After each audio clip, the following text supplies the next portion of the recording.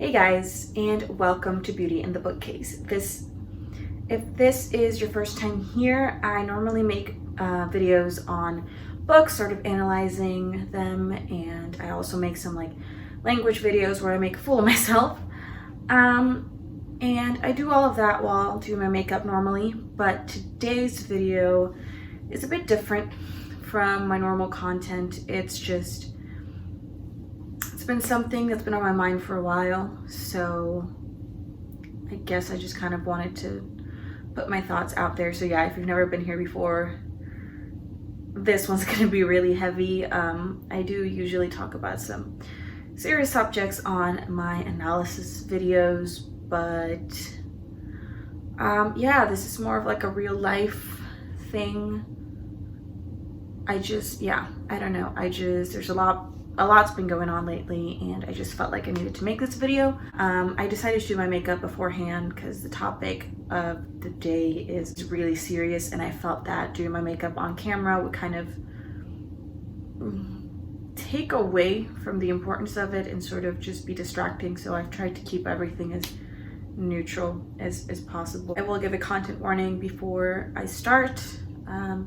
Today's video is going to discuss predatory behavior, pedophilia, and that type of sensitive material. So if it is something that you've experienced, if it's something that's triggering, then maybe this isn't the video for you, but I would love to hear your own experiences and just sort of your thoughts on this topic. A little while ago, there was kind of like this whole thing going around about WAYFAIR, right? I'm sure most, if not all of you, are familiar with it. If you're not familiar with it, the long and the short of it was there were these very overpriced furniture pieces on WAYFAIR's online store. They're a furniture shop, if you didn't know that, if you're not familiar with them. So they were really overpriced, and they were named after missing children. So a whole scandal started going around the internet saying that they were actually trafficking children through their website, and the furniture was actually the children, which explained the prices and all that. I saw an article by USA Today, which I will link in the description down below, in which they kind of explained away some of this information. They said that out of all of the kids whose pictures were circling around, only one of them was still missing. The rest are thankfully back home. And it also said that WAYFAIR uses like an automatic algorithm that kind of switches prices based on like supply and demand and all that type of stuff. So supposedly the price thing was a glitch, but at the same time, apparently they are known for having very, very pricey furniture and home decor stuff. So I don't know, that's what they said. So I can't give any confirmation on that whole thing. So far it's just a conspiracy. It didn't really say anything about why the furniture would be named after the kids, which I think is still very suspicious and weird. But again, that's not what I'm here to talk about today. So today what I actually want to talk about is the real monsters under our beds. And the very uncomfortable fact that we might actually know a child sexual predator and not know it.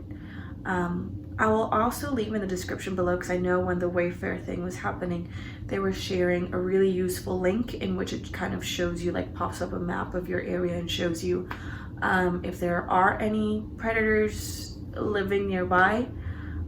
So I will share that with you guys as well in the description below. And I think the first thing I want to focus on is kind of the fact that we don't really know what a pedophile looks like. What I mean by that is, a lot of the times when we're thinking about child predators, right, we think of like Stanley Tucci and the Lovely Bones, right? You have like that very like 80s idea of the white van and the guy with like the mustache and hair is thinning, and he's in his 40s or 50s, kind of has that creepy vibe about him. But the truth of the matter is, a lot of child predators aren't, they don't fit into that stereotype. A lot of them are quite charming, and they'll approach children and teenagers with good intentions. They don't actually have good intentions, but they'll approach teenagers sort of to offer up a friendship or support. Oftentimes they're leaders or authoritative figures like teachers, camp leaders or group leaders, priest, of course, as we know. And I'm not saying obviously that anyone who fits into these categories is, of course, a predator. I'm just saying we don't really think about it as much. We don't tend to think, or the other thing with how we think about child predators is we think of like really old men with like small children. We don't think about like college age students dating high schoolers, or sometimes, because there's our whole like fantasy of like young boys dating their teachers. We don't think about that. We'll see articles where a teacher will be going to jail for sleeping with her student, and you'll see comments that are kind of like, that's every guy's dream, or like she's really hot, or he just couldn't take it, or like even accusing them of even questioning their sexuality. And that's obviously not okay. Even if somebody is attractive, it doesn't mean that they can't be a predator. It doesn't mean that a child was a victim.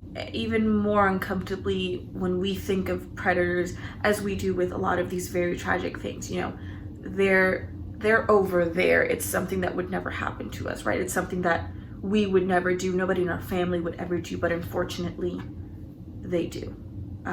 There are predators in our families. There are predators in our friend groups, in our communities, and they don't have a big ass sign that says, hey, I'm a pedophile. And it's very hard to tell, because some of them are very, very good at what they do. They're very good at coming off as very friendly, very nice, very good people who are doing things to help your children or something like that.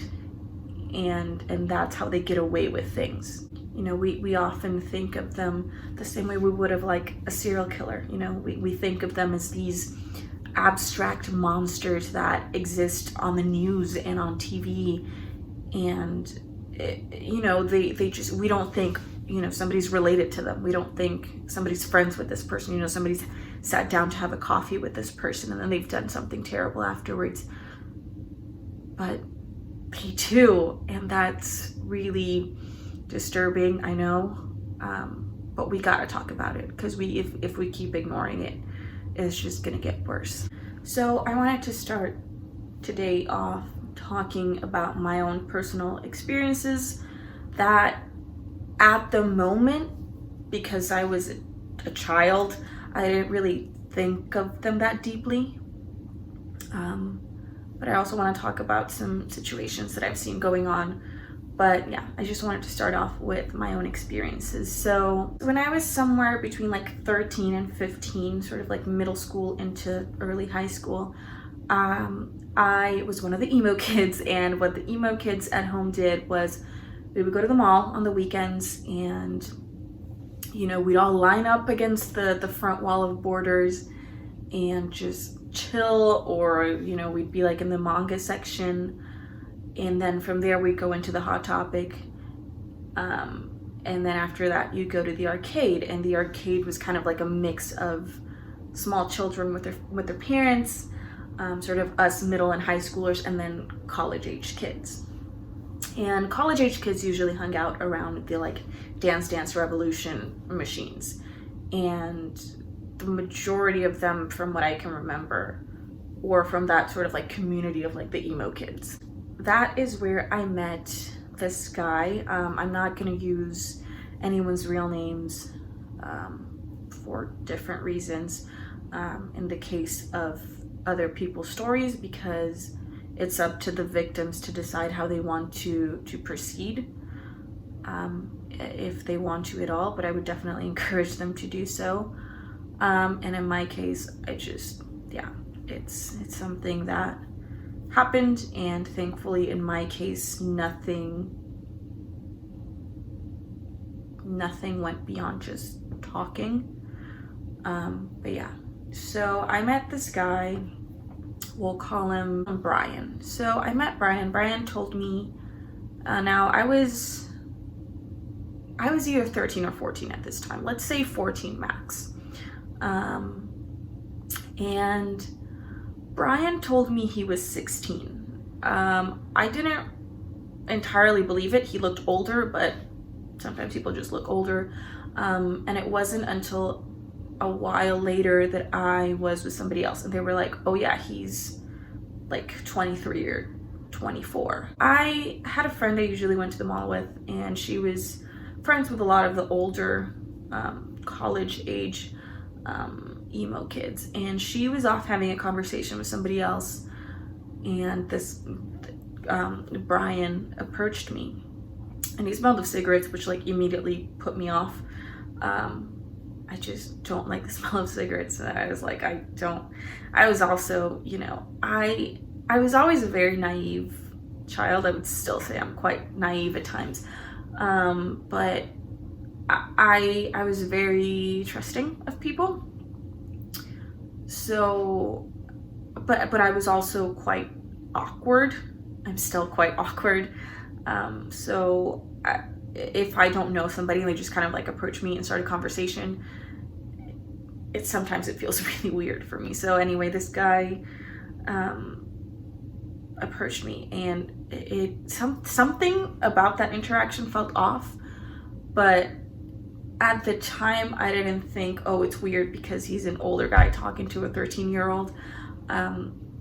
For me, it was just kind of like, I thought it was just me being like, don't talk to me, socially awkward, you know? Aside from the social awkwardness, you know, I wasn't really the type of person who is like dating or anything.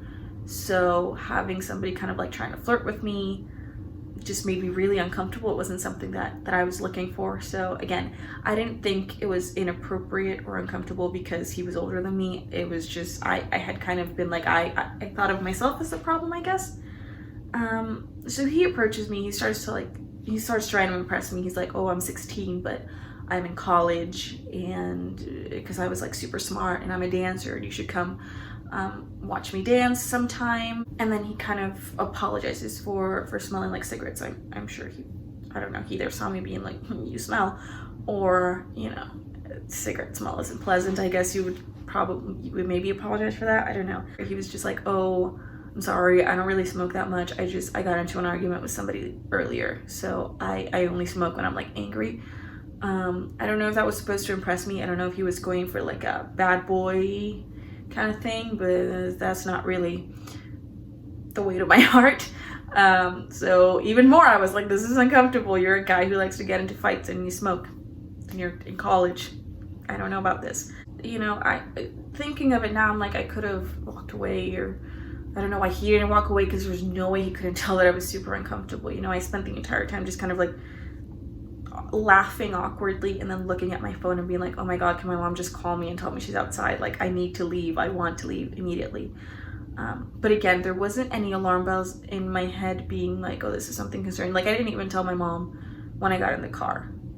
I don't think I told anybody in my family about that interaction until like years later, because he was on a TV show, a really popular TV show, and I was like, where do I know him from? And then I saw his name and I was like, oh my god, I know this person.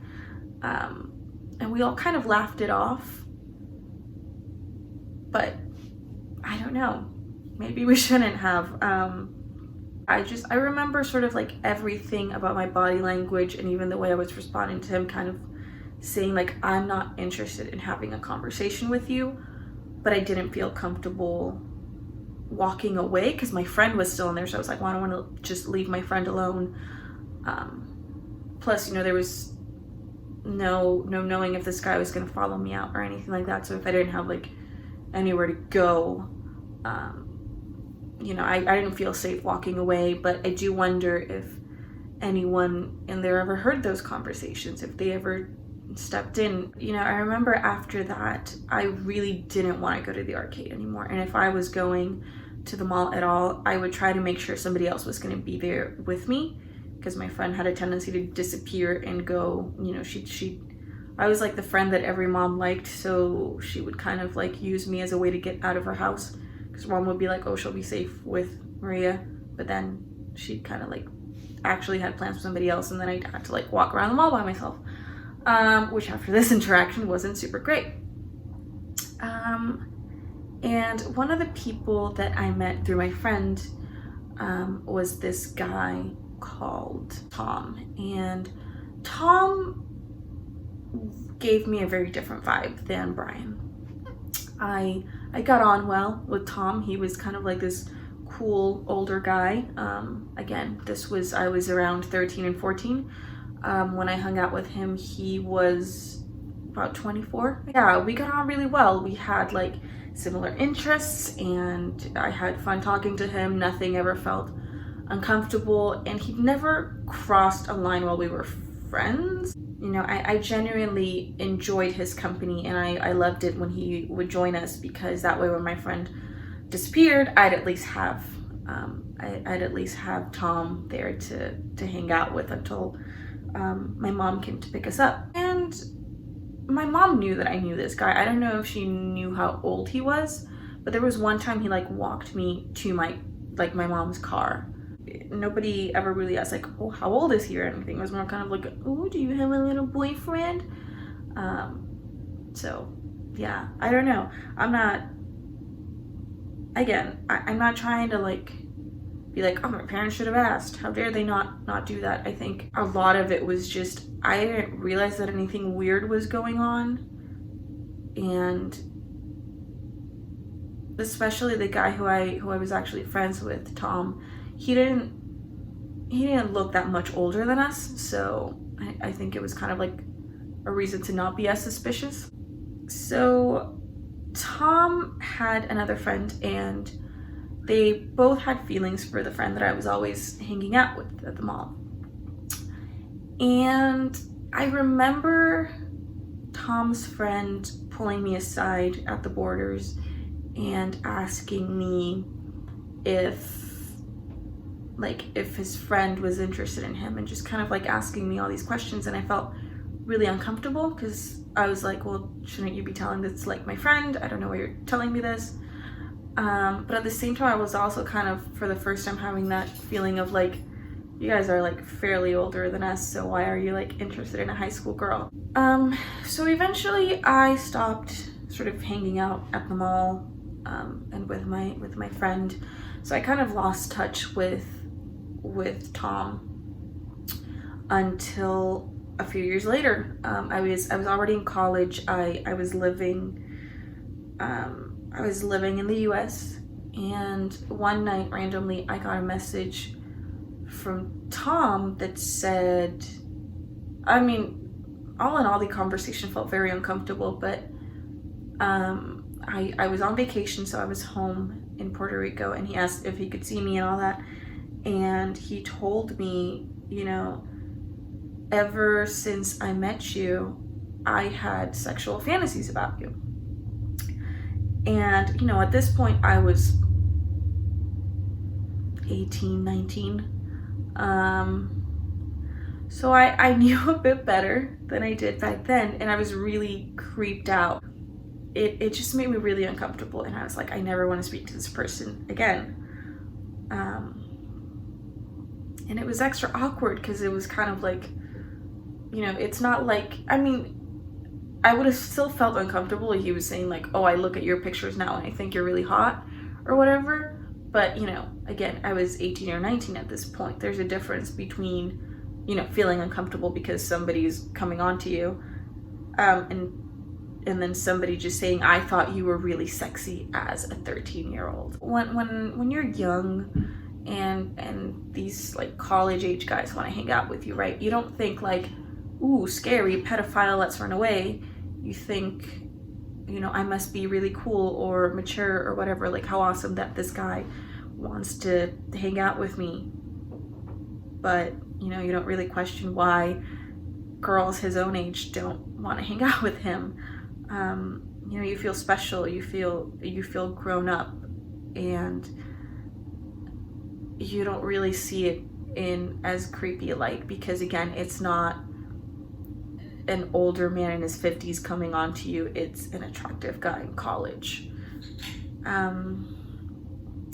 let's keep going. Eventually, the reason that I stopped sort of hanging out at the mall was because I made these new friends, and my weekends were spent going to youth group. And there were people of all ages in the youth group, sort of ranging between like maybe 12 and 13 to like 25 or 26, sort of. And you know, it was nice. It was good for a while. The traumas I have from youth group will be a video for another time. But for at the start, it was good. You know, I had good friends, and I finally felt like I belonged somewhere. I felt like people wanted to spend time with me, and hooray. So when I was 16, I met a guy named Nick, and Nick was quite shy.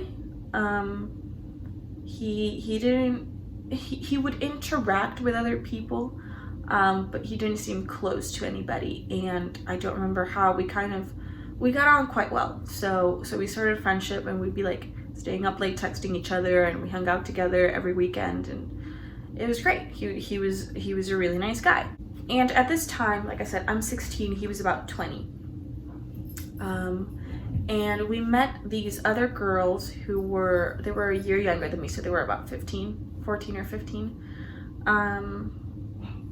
And they started kind of like a friendship, and I was upset by it at the time, but I wasn't upset from like, oh, it's actually kind of weird that you're 20 and you're talking to, you know, 14-year-olds. It was more of like I feel like I'm losing my friend, and I don't want that to happen kind of thing. So, you know, nothing really happened with those girls, thankfully. When I was 19, so I was already kind of flying back and forth between the States and Puerto Rico, but I was still going to youth group when I was at home for break. And we met these two girls. They were 16. At this point, he was 23. And they were pretty nice girls. They were really close friends. And one day, Nick, 23 years old, started dating one of the girls. The relationship in and of itself had toxic elements outside of the grooming, pedophilic, predatory aspects of it, but I'm not going to get into that. But it didn't last very long. But after he was done with that girl, he moved on to Nancy. And so, you know, they had a 7-year gap in their relationship. And, you know, I think age gaps are a lot less relevant when people are older. Like a 30-year-old dating a 40-year-old isn't weird, but a 16-year-old dating a 23-year-old should probably raise some flags. You know, this dude could have been done with college at this point, where she was like just starting high school. Their relationship, you know, it blossomed. Everyone was really happy for them. And it was much more public than the previous relationship. With the previous relationship, it was way more low-key. They weren't really like pictures of them together. It was much more like implied. Whereas in this one, you know, they started taking pictures together. They would spend all their time together, hanging out with their families and stuff like that. And no one, like none of the adults in the youth group ever stepped in and went like, this is inappropriate and illegal. Let's intervene. You know, they're still together now. They're legally both adults.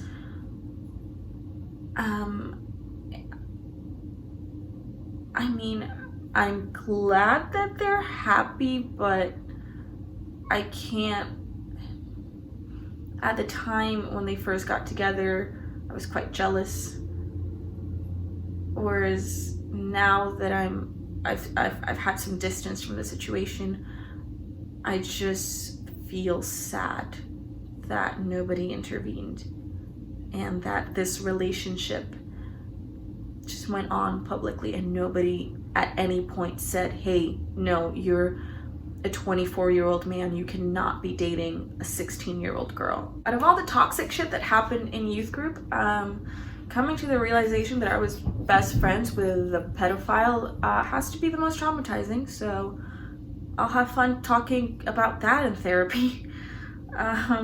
Now this brings me to my last case, which is kind of the one that I've been thinking about a lot recently. So this is about Bruce. So Bruce was about 20 years old when he started dating Jacqueline, and she was 16. They were from a different youth group, and you know, she was quite a smart girl, like genuinely really, really smart. And at the time, I didn't really realize that there was an age gap. I didn't realize that, you know, she wasn't his age. So I didn't mind. They were happy together. They seemed happy together. So, you know, nobody said anything. And, you know, eventually the relationship ended, and not very well.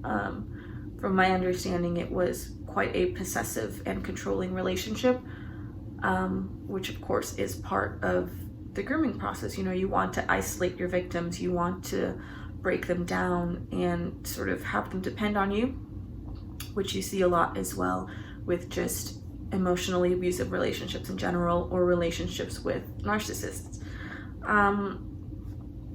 So Bruce stuck around at his youth group well into his 20s, going on to sort of even become one of the like adult leaders.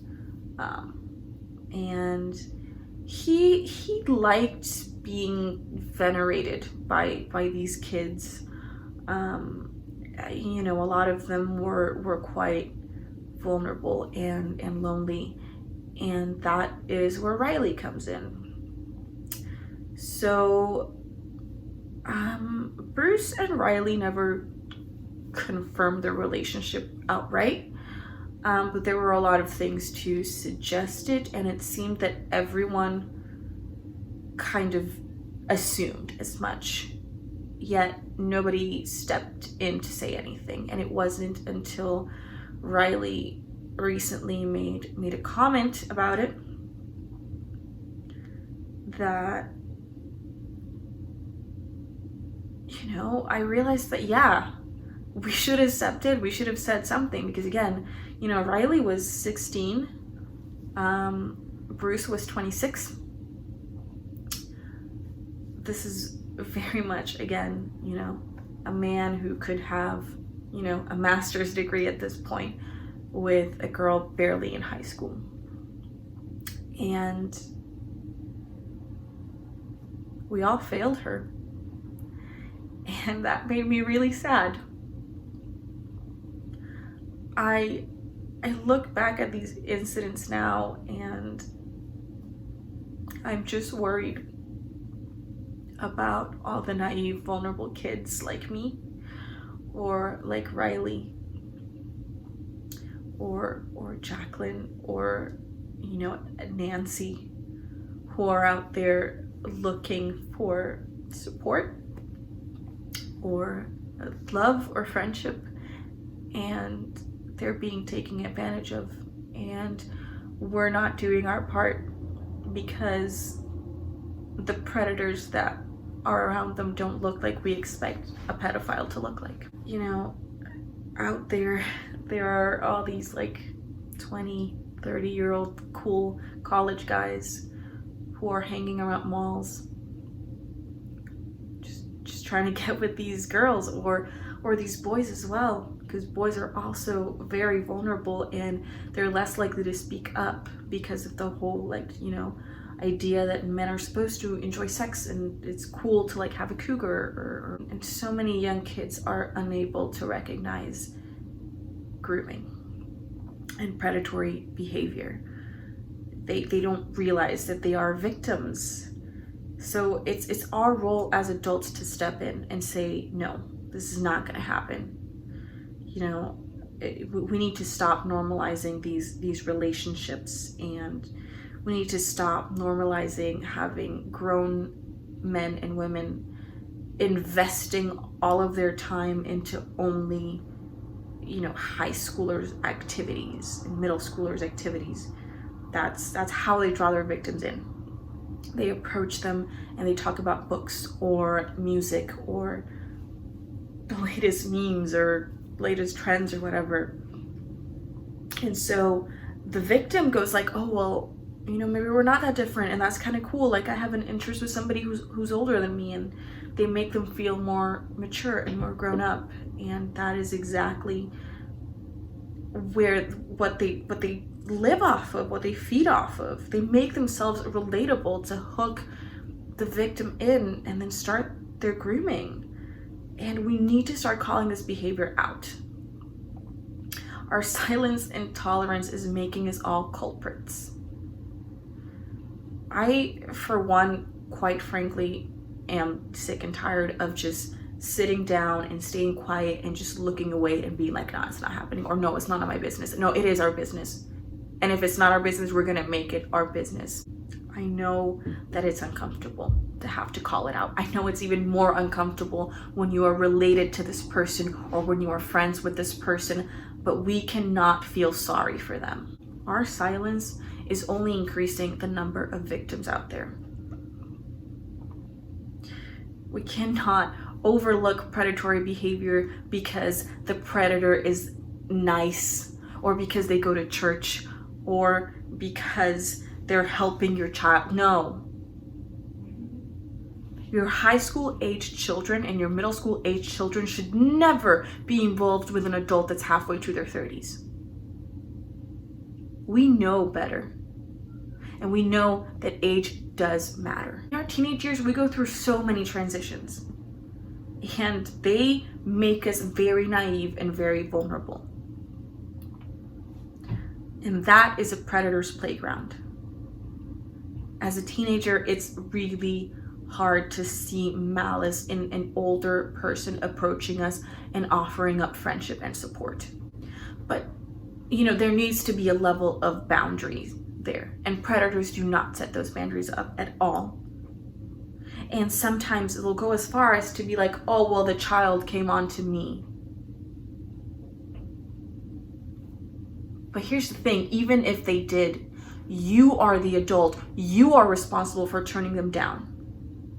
So regardless of who starts the flirting or whatever, it is your responsibility as an adult to say no. We have failed our children, and it is time we start holding ourselves accountable and others. We need to stop feeling sorry for predators just because they're our friends or because we're related to them. And I'm not saying that they don't deserve help. They absolutely do. But a lot of these predators don't even acknowledge that they are predators, especially when they're in that age of their 20s and they're hitting on high school girls. To them, this is normal, and that is not normal. Yes, we need to find ways to help predators turn away from these feelings and live normal lives. And I'm sure there are people who work with those communities. I cannot speak on that, but I'm sure there are people who do dedicate their lives to helping them have normal lives. But you can't help anybody who doesn't want to even admit that they have a problem. And we cannot cower in fear just because we're worried about ruining the life of somebody we love. We need to start believing children. With or without evidence, why would they lie about something like that? And there are way too many people that I personally know who have been molested in their own homes by their own relatives. And we don't say anything, and we don't want to believe them because it's uncomfortable, but it's supposed to be uncomfortable. We're supposed to be uncomfortable, and we're supposed to point to that person and tell them that they are wrong. These children deserve safety and closure. And we cannot let this go on. I'm not trying to say that the WAYFAIR thing doesn't matter or that the whole thing with Jeffrey Epstein doesn't matter. It absolutely does. But what matters as well is that we pay attention to our siblings, to our children, to our friends, and our neighbors. People knew I was 13 hanging out with a 24-year-old. People supported relationships that they knew started when one of them was a minor and the other one was halfway to their 30s. People are starting to notice patterns, but they don't want to speak up because it's uncomfortable, because we are scared to call them out, because they're our family members, they're our friends, they're our teachers. But we need to start local. We have to weed out the men and women who take advantage of our children, who take advantage of their youth, their impressionableness, their naivety, their vulnerability. We need to save our children. Thank you for watching, and I hope that this reaches whoever this needs to reach, and I will hopefully see you guys next time with something marginally less disturbing. Thank you for watching. Please make sure to leave a like, to share this important message with anyone who needs it, to share it with your communities, and do subscribe, and I will see you guys next time.